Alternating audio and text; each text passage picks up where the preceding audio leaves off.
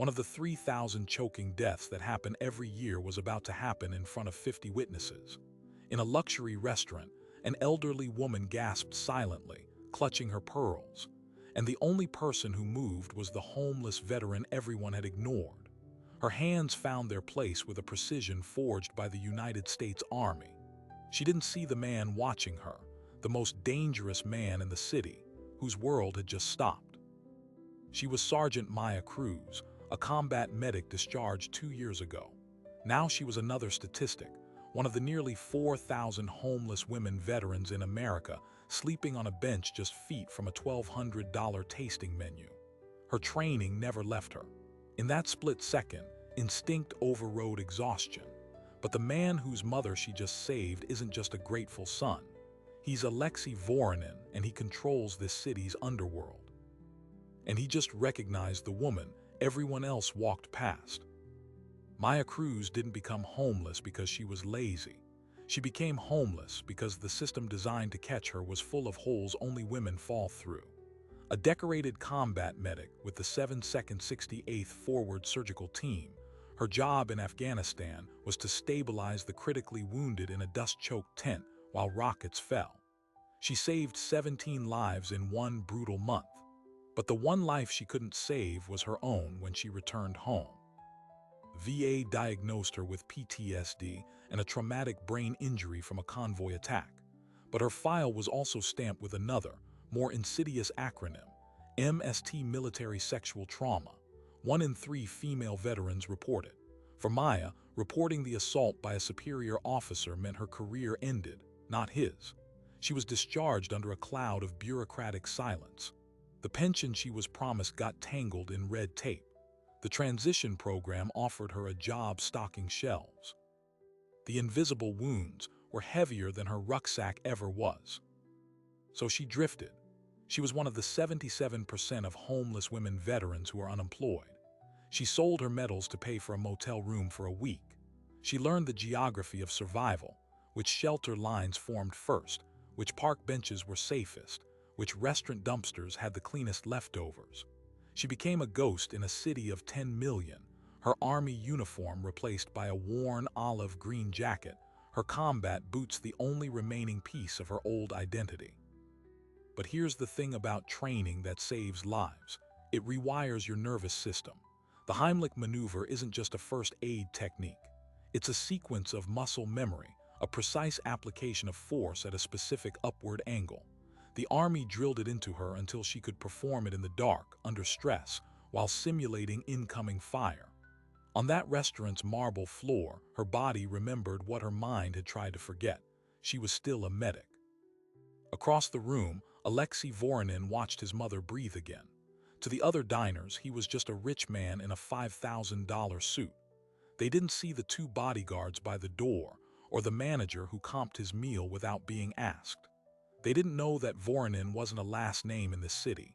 It was a fact of nature. His organization controlled the ports, the trucking unions, and a network of businesses that washed money cleaner than any bank. He was 36 years old and had inherited an empire built on fear. He was restructuring it into something built on silence. And he had one irreducible vulnerability: his mother, Anna. She was the only person who remembered the boy he was before the bloodline demanded a boss. When she turned blue, his entire world, a world of calculated risks and controlled violence, froze. He was powerless. And then a woman who looked like she hadn't eaten in 2 days moved with the efficiency of a machine. His head of security, Leo, leaned in.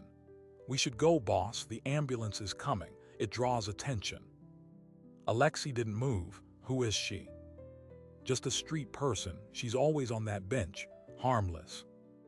"Get her name," Alexei said, his voice low, "before she leaves." But Maya was already gone. By the time the paramedics arrived and the diners started murmuring about the miracle, she had slipped out the service entrance. She didn't want thanks. She didn't want attention. Attention for someone like her was dangerous. She returned to her bench, her heart still pounding from the adrenaline, and pulled her jacket tight against the chill. 2 hours later, a black town car with tinted windows pulled smoothly to the curb. Leo got out not as a threat but as an invitation. He was former Special Forces, and he recognized the look in her eyes before she even stood up.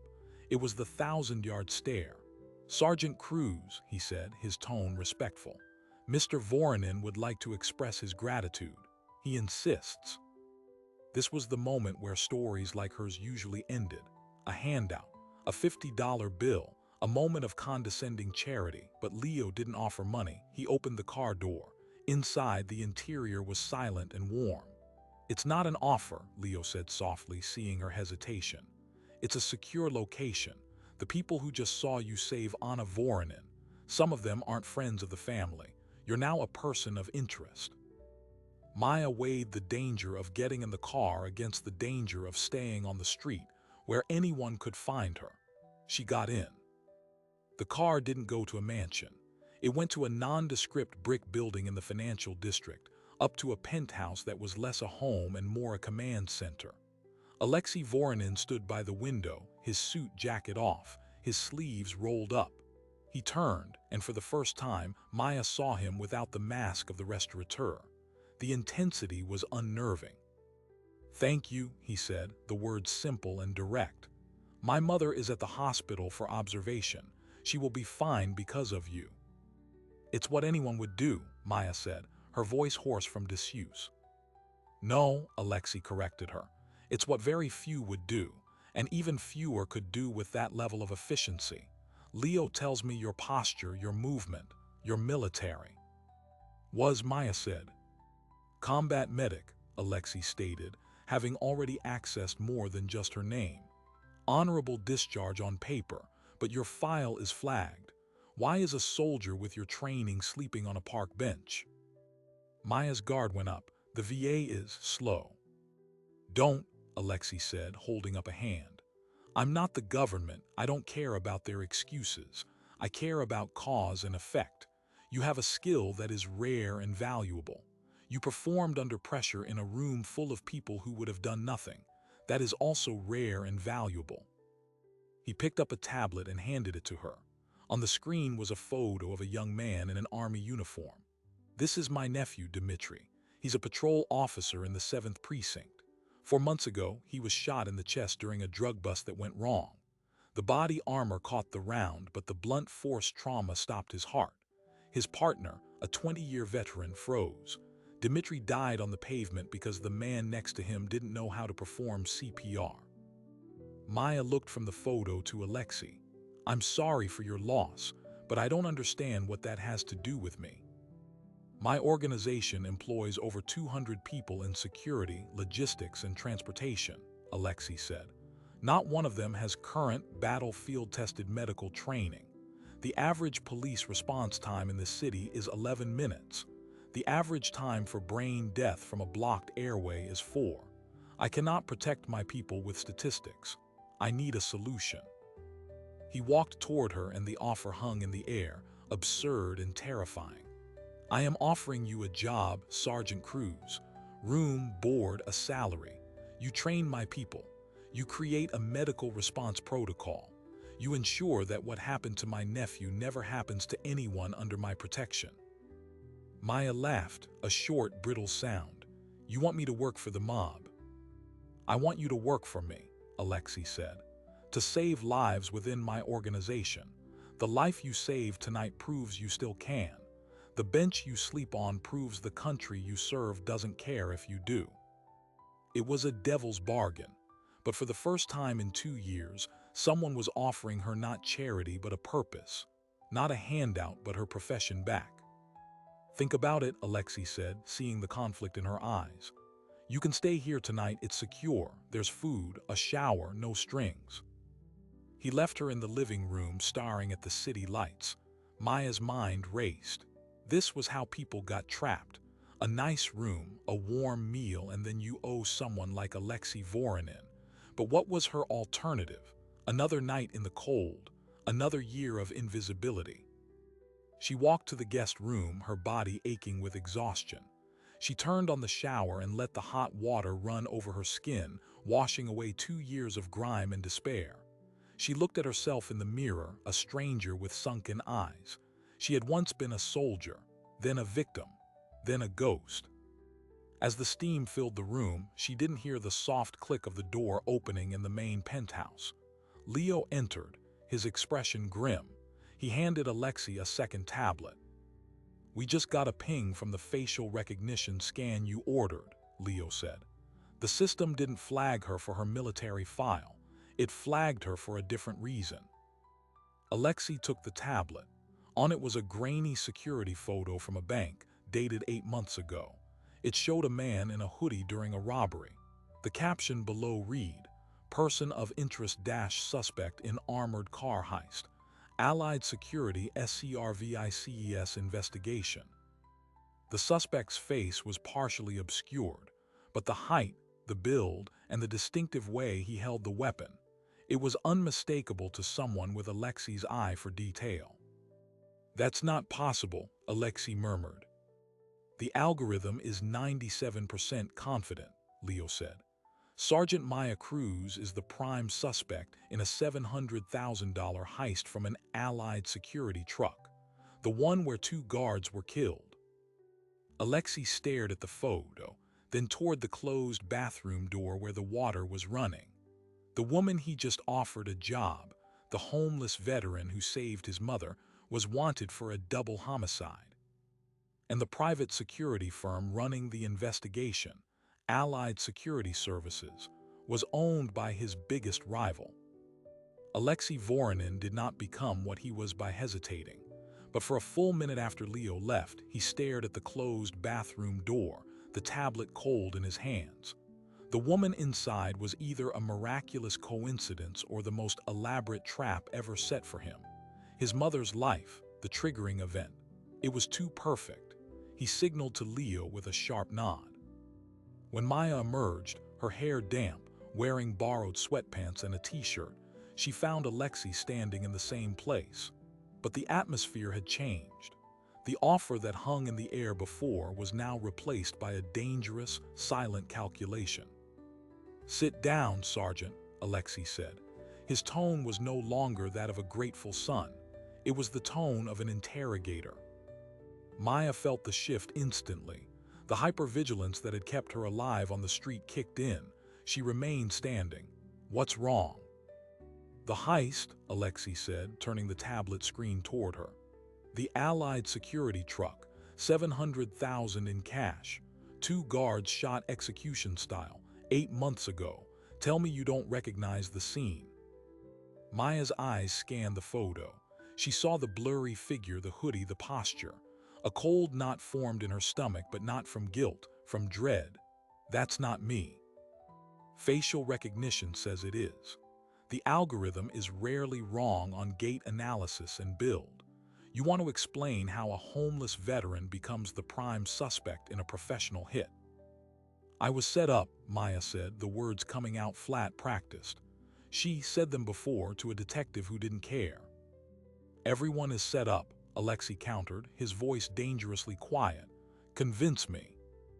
So Maya told him, not about the night of the heist, but about the months before. After her discharge, while waiting for her benefits, she took a job through a temp agency. It was for a private security contractor doing inventory at an Allied security depot. It was mind-numbing work, counting tires and uniform patches. Her supervisor was a man named Royce. "He was former Army too," Maya said. "We talked. He was friendly. He knew I was struggling.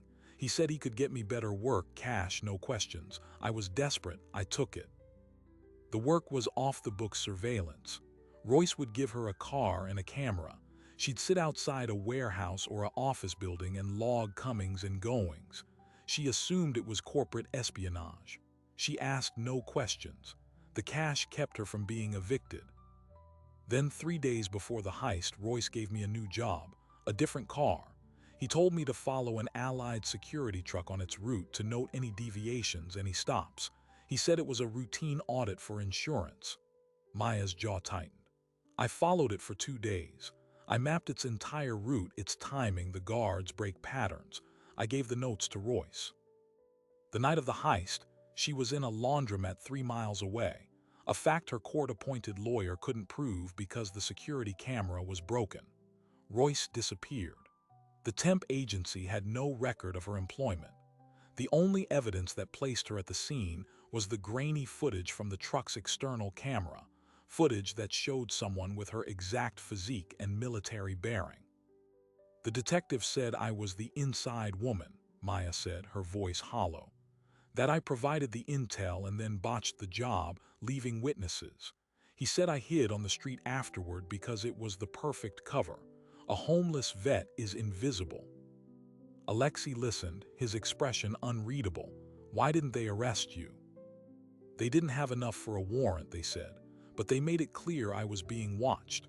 Every time I tried to get into a shelter program, my name would flag. Every time I applied for a legitimate job, the background check would come back suspicious. I was frozen out. I think they were waiting for me to lead them to the money or to crack and run. Leo, who had been silent by the door, spoke. Allied Security Services. They're owned by Silas Kroger. At the name, Alexei's eyes went cold. Silas Kroger. His rival wasn't a traditional mobster. He was a corporation, a former CIA asset who privatized violence. Kroger had been trying to muscle in on Voronin's port contracts for a year, using his security firm as a legal front for intimidation, arson, and now, apparently, framing. If Kroger's people framed you, Alexei said, thinking aloud, it was sloppy. A facial recognition matches a thread. Why leave a thread?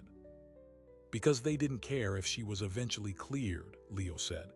The goal wasn't to convict her, it was to neutralize her, to keep her trapped, silent, and desperate. A person fighting for survival doesn't have the bandwidth to fight a frame-up. Alexei looked at Maya, truly looked at her. The defiant set of her shoulders, the clarity in her eyes despite the exhaustion. This wasn't the posture of a guilty person who had broken. This was the posture of a soldier holding a defensive line against an enemy she couldn't see. Kroger has been looking for a wedge against me for months, Alexei said. My business is clean on paper. My family is protected. But my mother is my public heart. If you had been a plant, saving her would have put you inside my walls. If you were just a patsy, then your presence here now is a problem for Kroger. Because I have the one person who can blow his frame up wide open. He made a decision, the same ruthless calculus that built his empire. The job offer stands, but the terms have changed. You won't just train my men.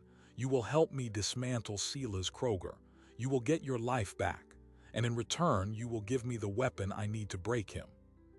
It was no longer just a devil's bargain.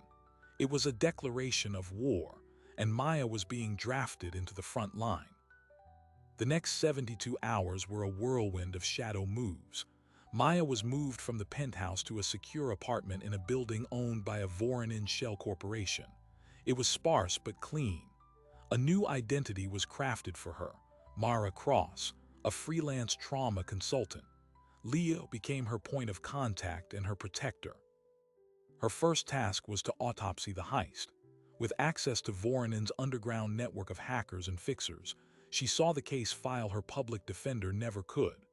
The ballistic report showed the guards were killed with 9mm rounds, a common caliber, but the shell casings were a specific European brand, favored by Kroger's tactical teams.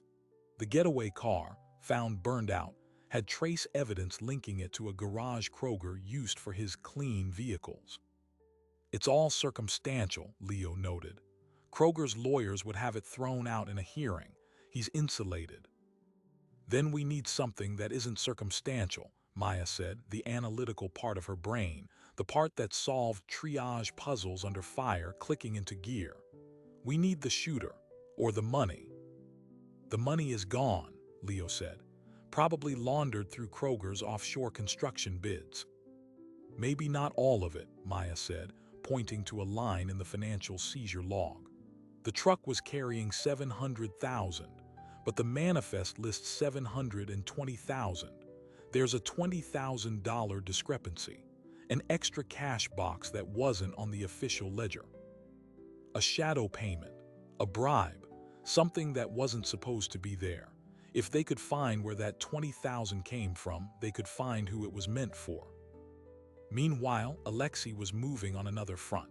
He arranged a meeting with Silas Kroger under the guise of discussing port security. It was held at a neutral club, all dark wood and cigar smoke. Kroger was a man in his 50s with the calm demeanor of a banker and the eyes of a spider. "Alexei," Kroger said, smiling without warmth, "I hear your mother had a scare. The city is full of dangers, even in the best restaurants." The subtle threat was clear. He knew about the choking incident. He'd probably had people in the room. "She's recovered, thank you," Alexei said, his voice smooth. "Thanks to a stranger with remarkable reflexes. The city is full of surprises, too." "Indeed. I've also heard you've taken an interest in a certain homeless woman. A charitable impulse. Be careful. The streets are dirty. You never know what diseases people carry." The conversation was a knife fight in whispers. Kroger was letting Alexei know he was watching, that he knew about Maya. The message was clear: back off. But Alexei had no intention of backing off. He had Leo dig deeper into Royce, the vanished supervisor. They found him. Or rather, they found his body. He'd been listed as a John Doe, a fatal overdose in a flophouse hotel 2 weeks after the heist. The case was closed, but the medical examiner's photo showed needle marks in the wrong place for a user, and a small, precise bruise on his neck, consistent with a pressure point hold used to subdue someone before an injection. Kroger was tidying up. The break came from an unexpected place: Maya's memory. Under the safety of the apartment, her mind began to unlock details the constant stress of survival had suppressed. She remembered something about the car Royce had given her for the surveillance. It had a distinctive air freshener, shaped like a pine tree, but it smelled like vanilla. And in the glove box, she'd found a crumpled receipt, not for gas, but for a parking garage. The Portside Marina parking garage. "He must have used the car for something else," Maya told Leo. "Something he needed to park near the marina for." The Portside Marina was in Kroger's territory. It was also where, according to Voronin's intelligence, Kroger kept a clean yacht used for entertaining clients and making discreet deals. Leo cross-referenced the date on the hypothetical receipt with marina security footage, accessed through a hefty bribe to a dockmaster. They saw Royce's car, and they saw him meeting with a man who was not Silas Kroger but his head of operations, a man named Dermot Walsh. The footage was too far away for audio, but the body language was clear. Walsh handed Royce an envelope. Royce handed Walsh a small notebook, Maya's surveillance notes. "So Walsh commissioned the inside job," Alexei said, reviewing the footage in the secure apartment. "He used Royce, who used you. Then he killed Royce and framed you for the whole thing. Neat." "But why frame a homeless vet?" Maya asked, the core question still nagging at her. "Why not just kill me too? Or frame a nobody they could actually convict?" "Because you're not a nobody," Alexei said, a new theory forming. "You're a decorated veteran, a woman. The public narrative is powerful. Homeless female vet turns violent. It's a headline that sells. It also discredits you completely. If you ever surfaced with a story about working for Kroger's people, who would believe a wanted murderer? It's not just a frame-up, it's a muzzle." It was then that Leo's phone buzzed with an alert from the building's security. A car had been circling the block for the past hour. A generic sedan. It just parked outside the main entrance. 2 men got out. They didn't look like police. They moved with a tactical efficiency that was professional but not military, private security. "Kroger's made you," Leo said, his hand going to the weapon under his jacket. "He must have tracked one of our digital sweeps back to this location." Alexei stood. "We leave now the contingency route." But as Maya moved toward the back door that led to the service elevator, the power in the apartment went out. Not just their apartment, the entire floor. The emergency lights flickered on, casting long shadows. "They're in the building," Leo said, his voice tight. He handed Maya a small, sleek pistol. "Do you remember how to use one of these?" Maya's fingers closed around the grip. The weight was familiar, terrifying, and comforting all at once. "Yes." "Good, stay behind me. We go to the stairwell. Alexei has a separate exit. But the plan fractured before it began. A loud thump sounded against the apartment's reinforced front door. Then the distinct whine of a rotary tool cutting through metal. They were out of time. Leo shoved a key into Maya's hand. Stairwell access door. It leads to the roof. There's a maintenance ladder down the east side. Go, now. What about you? I'll slow them down. Go. Maya ran for the interior door as the front door shuddered under another impact. She fumbled with the key, unlocked it, and burst into the concrete stairwell. She could hear shouts from the apartment behind her. A single gunshot, suppressed, sounded like a loud cough. Her heart hammered against her ribs. Up or down? Leo said roof. She took the steps 2 at a time, her legs burning. Below, she heard the stairwell door crash open, boots on concrete coming fast. She reached the roof door, slammed her shoulder against the bar, and stumbled out into the cold night air.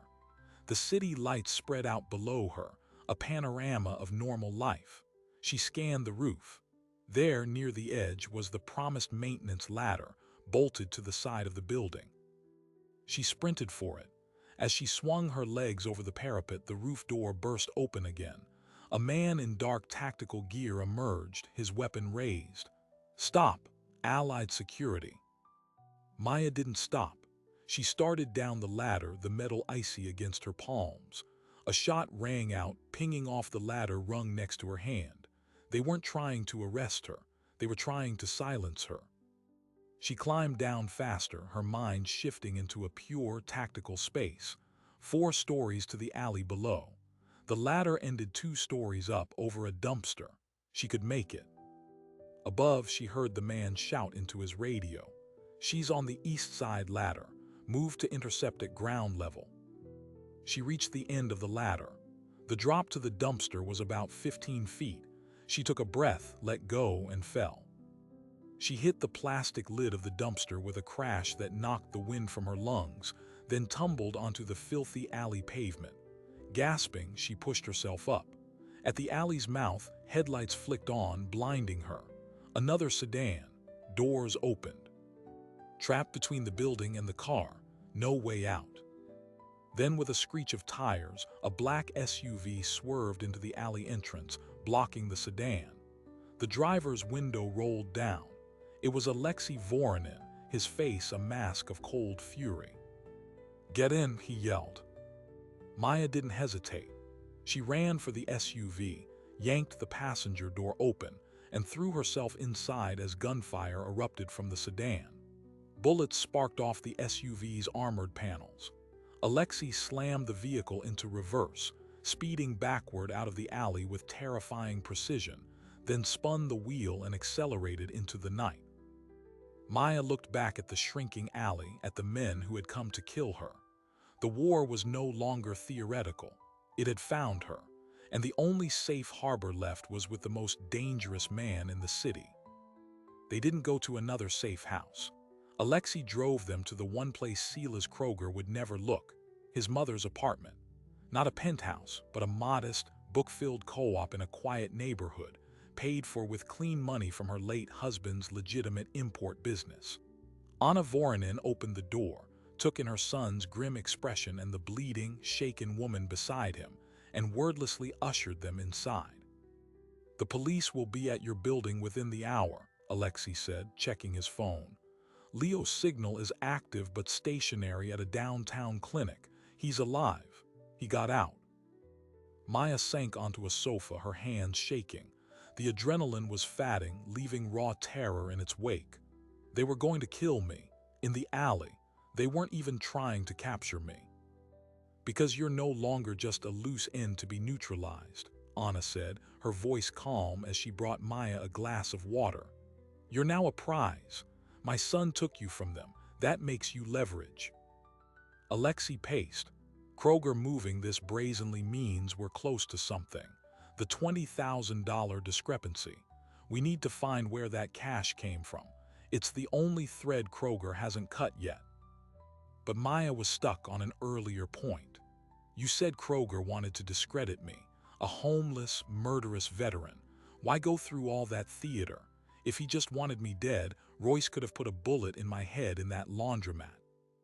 A horrible thought began to form, a puzzle piece clicking into a shape she didn't want to see. She looked at Alexei. You said your mother is your public heart. What if I wasn't just a random patsy? What if I was chosen? Anna Voronin went very still. Chosen for what, dear? Maya met her gaze. You're deaf, aren't you? You read lips beautifully, but you're deaf. Anna nodded slowly. Since childhood, what does that have to do with anything? Everything, Maya whispered, the full scope of the manipulation dawning on her with chilling clarity. The heist was 8 months ago. I've been living on the street, being subtly harassed, kept in place. Why wait? Because they were waiting for the right moment, for me to be in the right place. She turned to Alexei, her voice urgent. The restaurant, it's one of yours, but it's not in your usual territory. It's near the border with Kroger's zone. My regular bench. It's city property, but the business association that maintains the sidewalk beautification. It's a Kroger front. They let me stay there. They kept asterisk me there, like placing a piece on a chessboard. Alexei's face darkened as he followed her logic. They knew my mother dined there every Tuesday. They knew her medical history. A severe peanut allergy listed on her emergency contact card with the restaurant, which they would have accessed if they'd compromised the manager. Maya felt sick. They didn't just frame me for a heist. They positioned a traumatized, capable veteran with a fake murder charge hanging over her head directly in the path of your mother's known medical emergency. They engineered a meeting. They wanted you to find me, to bring me in. But why? Alexei demanded. To plant a killer inside my organization. That's a reckless, complicated plan. Not a killer, Anna said, her voice barely audible. A savior. She looked from her son to Maya, her eyes wide with realization. They created a damsel in distress with a soldier's skills. They made sure she would save my life, knowing my son's loyalty, knowing he would feel obligated. They wanted you to trust her, Alexei. They wanted you to bring her close, not to kill you from within, but to break you from within. The room fell silent. The conspiracy wasn't just about money or territory. It was psychological warfare. Kroger had weaponized Alexei's one vulnerability, his love for his mother, and Alexei had walked right into the trap by offering Maya protection. His phone buzzed, breaking the silence. He read the message, his jaw tightening. The clinic, Leo's gone, not discharged, gone. His tracker was found in a dumpster. Kroger has him. The trap had just sprung shut. They had taken Leo, Alexei's most trusted lieutenant, his brother in everything but blood. And they had done it using the chaos they created by attacking Maya, the bait they had laid at Alexei's feet. Alexei looked at Maya, and for the first time she saw not calculation but genuine, unfiltered fear. Not for himself, but for Leo. They'll torture him. He won't break easily, but everyone breaks. He knows everything. My operations, my safe houses, my plans for the ports. We have to get him back, Maya said immediately. How? Alexei's voice was hollow. If we move on Kroger directly, he kills Leo. If we do nothing, Leo dies anyway after he gives them what they want. They've won. They have my man, and they have us exactly where they wanted us, reactive, emotional, and making mistakes. But Maya was no longer thinking like a pawn. She was thinking like a medic under fire. When you're pinned down, you don't charge the machine gun nest. You change the battlefield. They think they've predicted our move, to save Leo. So we don't move to save Leo. We move to destroy the reason they took him. Alexei stared at her. What are you talking about? The 20,000, Maya said, her mind racing. The off-book cash, it's the original sin. Kroger needed that heist to look like a straight robbery, but it was a payment pickup. He needed to move dirty money and make it look stolen. The 2 guards died because they saw who picked up that extra cash box. What if we find out who it was meant for?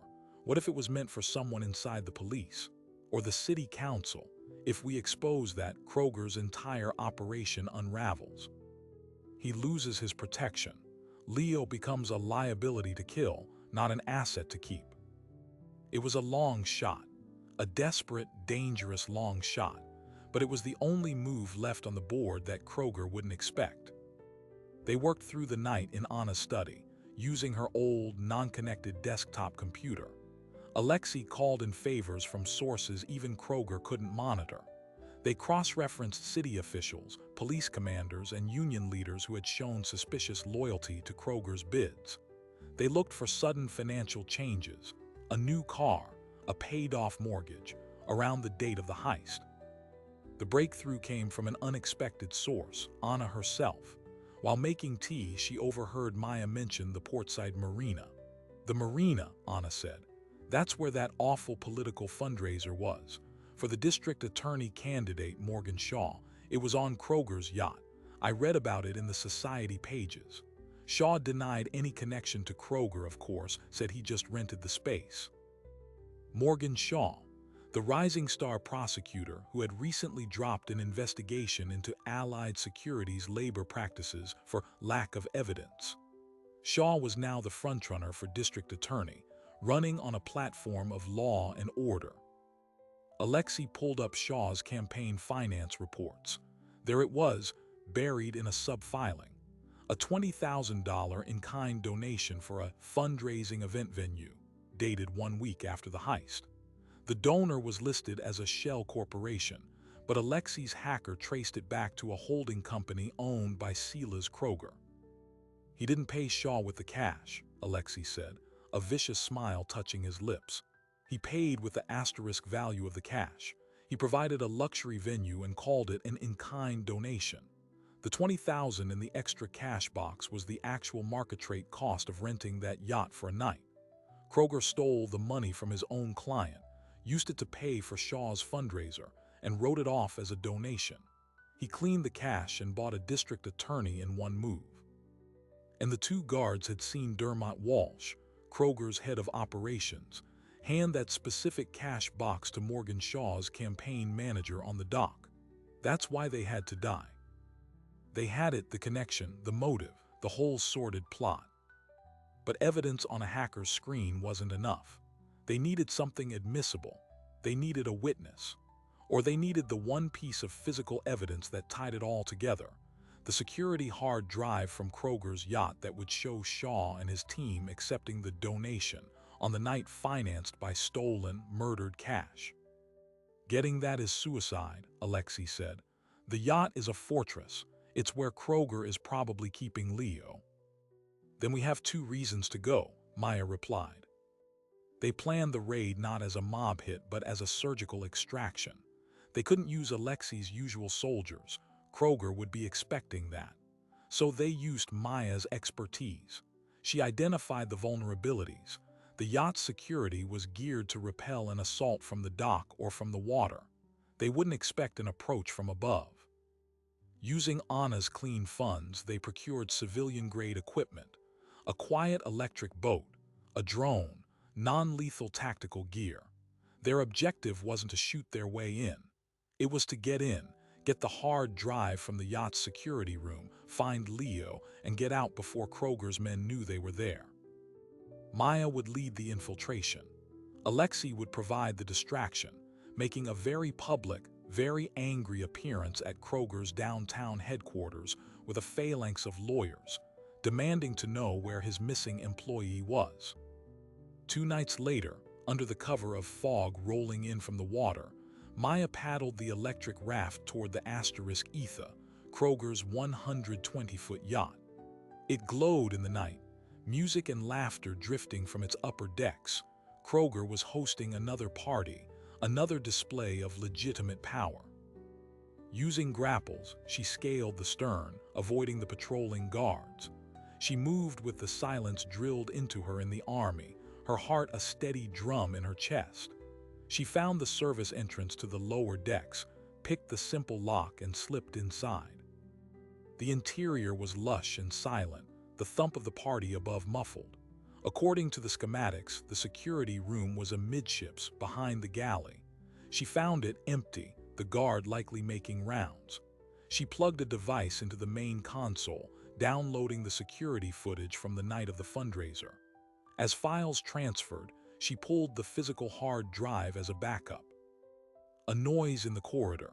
She froze, sliding into a shadowed corner as the guard returned, whistling.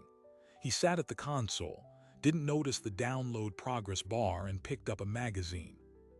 She was trapped. The download had 90 seconds left.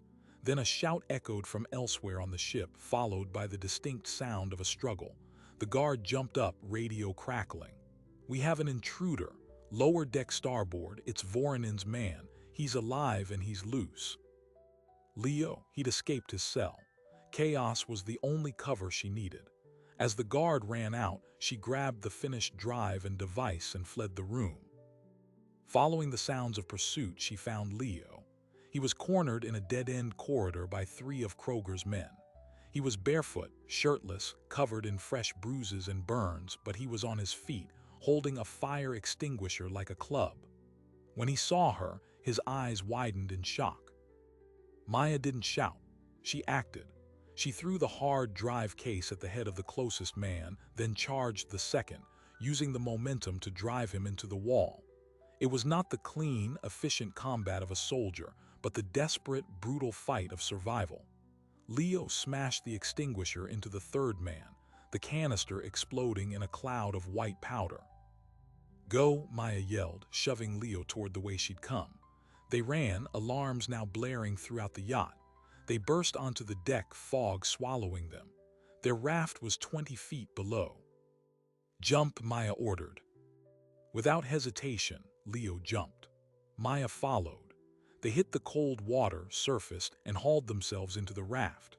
Maya hit the throttle, and the electric motor whirred them silently into the consuming fog just as armed men appeared at the yacht's railing, firing blind shots into the mist.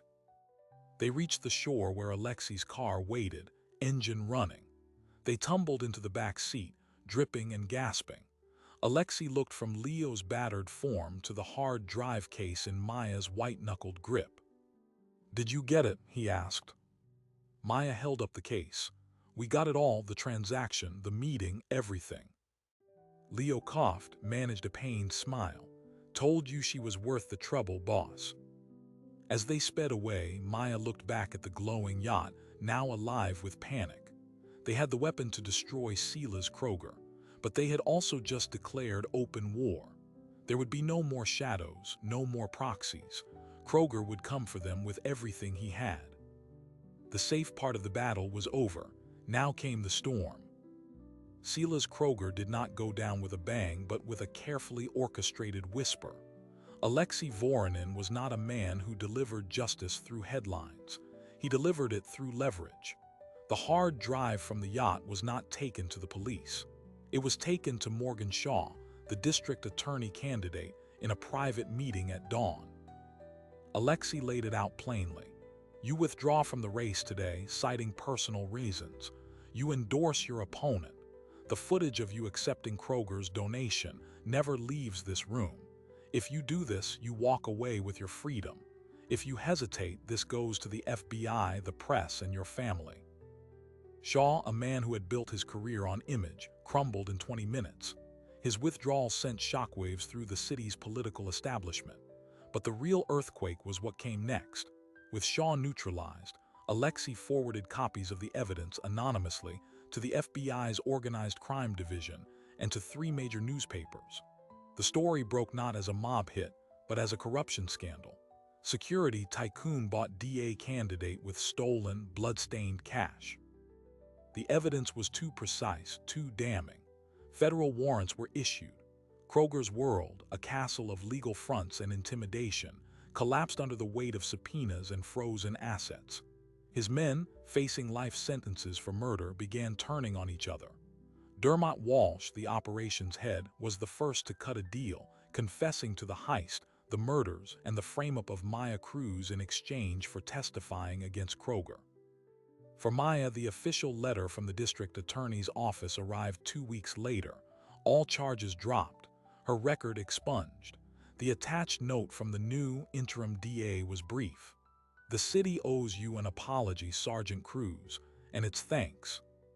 But the personal victory was bittersweet. Leo survived, but the torture had left him with a permanent tremor in his hands, ending his career as a frontline operative. He took a new role, running security for Anna Voronen's newly established charitable foundation. The first initiative, providing transitional housing and job training for homeless female veterans. Anna named it the Cruz-Voronin Initiative. Maya, initially reluctant to have her name on anything, was persuaded when she saw the blueprints. It wasn't a shelter. It was a small apartment complex with on-site counseling, medical care, and a daycare center. No one should have to choose between safety and their child, Anna had signed to her. Alexei, in the aftermath, faced a stark choice. The war with Kroger had drawn intense law enforcement scrutiny to all his operations, legitimate and otherwise. He could dig in, fight the pressure, and risk everything his father had built, or he could do what his father never could, adapt. He called a meeting of his capos, his accountants, and his lawyers. "The port contracts, the trucking unions, the waste management, we keep them," he announced. "But as a publicly traded holding company, we sell 49% of the shares, we pay our taxes, we get audited, we become boring." There was resistance, of course. Some old guard members left, taking their crews to rival families, but many stayed, seeing the wisdom in trading uncertain criminal profits for legitimate, stable wealth. Alexei Voronin was no longer a mafia boss. He was the majority shareholder of Voronin Integrated Logistics. Through it all, a quiet understanding had grown between him and Maya. It was not a whirlwind romance, but a slow recognition of shared resilience. He saw in her the strength he pretended to have. She saw in him the capacity for change she thought didn't exist in his world. One evening, months after the chaos, Maya stood on the site of the new veterans' housing complex, hard hat in hand. Alexei found her there, watching the sunset paint the steel beams in orange light. "He pleaded guilty," Alexei said, handing her a folded newspaper. Silas Kroger, facing overwhelming evidence and the betrayal of his inner circle, had accepted a plea deal, 25 years without parole. His company was dismantled, its assets sold. Maya took the paper but didn't open it. "It's over then." "For him," Alexei said. "Not for you. The job offer still stands. Head of corporate security training, a real salary, a real title. You've more than earned it." Maya smiled, a real, unburdened smile that reached her eyes. "I was thinking of something else. The foundation needs a director of veteran outreach, someone who knows the system and knows the streets.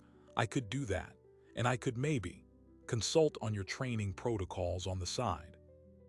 It was a counteroffer, a partnership, not employment. Alexei nodded, a look of profound respect in his eyes. "I think that can be arranged." But the story of that night in the restaurant had taken on a life of its own. A reporter, digging into the Kroger scandal, had pieced together the anonymous tipster's identity and connected it to the mystery woman who had saved Anna Voronin. A human interest piece was published. From homeless veteran to key witness, the woman who brought down a tycoon. The article was sympathetic, focusing on her service and her unjust framing, but it made her a public figure. Which is why, a week later, a formal envelope arrived at the Foundation's office. It was an invitation from the Department of Veterans Affairs. They wanted Sergeant Maya Cruz to consult on a new task force reviewing benefits and housing protocols for veterans transitioning to civilian life, with a special focus on women. It was vindication on a national scale. It was also the final, shocking piece of the puzzle. Attached to the invitation was a memo. The VA's internal review, prompted by the publicity around her case, had uncovered something. The officer who had assaulted her, the one whose accusation had derailed her career and her benefits, had been investigated for similar claims by 3 other women. He had been quietly discharged 6 months ago. The VA was reopening all their cases. The system that had failed her so catastrophically was now, however belatedly, seeking her help to fix itself. The night before she was to leave for Washington, Alexei took her to dinner. Not at a lavish restaurant, but at a small Italian place his mother loved. Anna was there, signing animatedly about the foundation's progress. Over dessert, Anna turned to Maya, her expression serious. "You gave me my life back on that restaurant floor, but you gave my son something more precious. You gave him a mirror. You showed him the man he could be, not the one he was told to be. For that, I will always be in your debt." Maya reached out and took Anna's hand. "You gave me a family," she signed back, slowly but clearly. She had been practicing. Alexei watched them, a rare, unguarded emotion on his face. Later, walking her back to her new apartment, a small, sunny place she paid for with her foundation salary, he stopped at her door. "This doesn't have to be a goodbye," he said. "I know," Maya replied. "It's a see you later. I have to do this, but this is home now." He nodded, and instead of a handshake or a formal farewell, he simply pulled her into an embrace. It was not the grip of a mob boss, but the hold of a man who had finally found solid ground. "Go fix the world, Sergeant Cruz," he whispered. "I'll be here when you get back." Maya Cruz went to Washington. She testified before a congressional subcommittee. She helped rewrite policy. And then she came home, to the foundation, to the ongoing work, to Anna and to Alexei. The homeless veteran on the bench was gone. In her place was a woman who had used the very skills that had been discarded to save a life, expose a conspiracy, and rebuild her own. She had walked through the heart of darkness in two different worlds, the war zone and the criminal underworld, and emerged not with scars but with purpose. The final, quiet detail of the whole affair was known only to a few. The manager of the luxury restaurant, the one who had been compromised by Kroger to seat Anna Voronin at a specific table that night, was not fired. He was approached by Leo, given a choice: explain his actions to the police, or accept a new, much lower-paying job as a night janitor at the veterans' housing complex, where he could see every day the human cost of his betrayal. He took the job. He still works there, a living reminder that redemption, like justice, takes many forms. The story that began with a chokehold in a golden room ended not with a bullet, but with a blueprint. Not with an empire of fear, but with a foundation of hope. Sergeant Maya Cruz had finally come home. So what is the true cost of forgetting a soldier? This story was about a woman, a veteran, and a life saved. But beneath that, it's a story about a system's blind spots. The fact that female veterans are 2 to 3 times more likely to become homeless than any other group isn't a statistical anomaly. It's a cascade of failures: trauma care, transition support, economic safety nets. Maya Cruz's journey from the battlefield to the sidewalk and back wasn't just bad luck. It was a predictable outcome. Her training, however, was the one thing the system couldn't take from her. That 85% effective Heimlich maneuver wasn't just a medical technique. It was a thread back to her own humanity, and it became a thread that unraveled an entire criminal empire.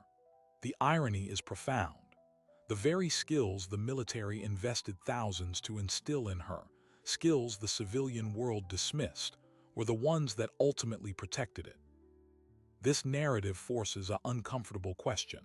How many Maya Cruzes are out there right now? How many people do we walk past every day, dismissing as broken or dangerous, who are actually reservoirs of incredible skill and discipline, just waiting for a chance to be useful again? The stigma of homelessness creates a social invisibility cloak, but it doesn't erase competency. It just hides it in plain sight. Alexei Voronin's transformation is the other side of that coin. He saw utility where others saw refuse. He recognized a weapon in a place his enemies thought was empty. His story suggests that even in the most rigid, violent systems, the human capacity for change isn't dead. It's just waiting for the right catalyst. Sometimes, redemption doesn't come from a saint, but from a shattered medic and a mob boss finding a common purpose in protection, not predation. The lingering mystery isn't about what happened, but about what could happen.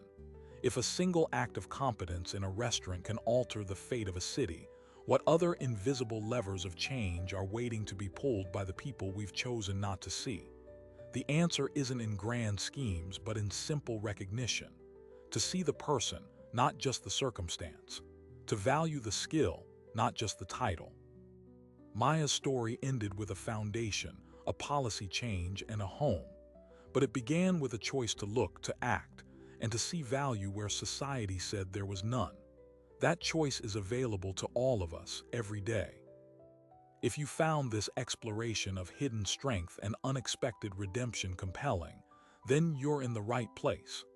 This channel is dedicated to stories that dissect the moments where ordinary people reveal extraordinary depths. We dive into the psychology, the systems, and the human drama that shapes our world. To make sure you never miss a deep dive, hit that subscribe button and turn on notifications. Your support is what allows us to spend the time researching and crafting these narratives, to move beyond the headline and into the heart of the story. Let us know in the comments where you're watching from and what part of this story resonated most with you.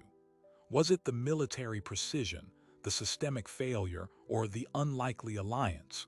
We read every single one. Thank you for watching. Remember, sometimes the most powerful force in the room isn't the one making the most noise. It's the one everyone has forgotten how to hear. Until next time.